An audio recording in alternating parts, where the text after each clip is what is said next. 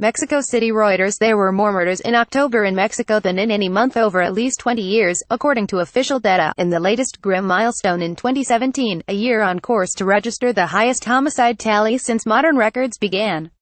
Mexican President Enrique Pena Nieto's failure to tackle growing drug violence is seen as a major weakness ahead of next July's presidential election, where he faces an uphill battle to keep his centrist Institutional Revolutionary Party PRI in power.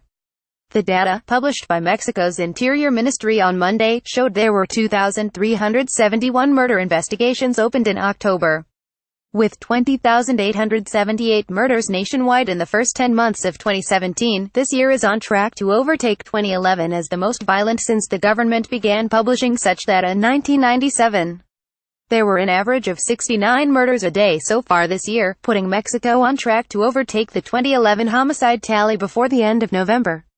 In 2011, there were an average of 63 murders per day, according to Reuters calculations.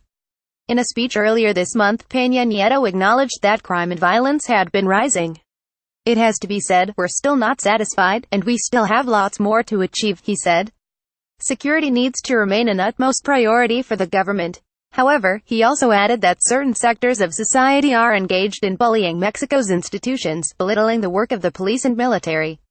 Those comments were ridiculed, where many criticized the rising violence and graft that have stained his administration. In further bad news for Pena Nieto's unpopular government, Silvestre de la Toba, the head of the Baja California Sur State Human Rights Commission, was shot dead on Monday. His killing drew criticism from U.S. Ambassador to Mexico Roberta Jacobson, who tweeted that his death should be investigated. Baja California Sur, which includes the popular resort of Los Cabos, is one of the states that has seen the sharpest rise in murders. There were 409 in the first 10 months of 2017, up 178% from the same period last year.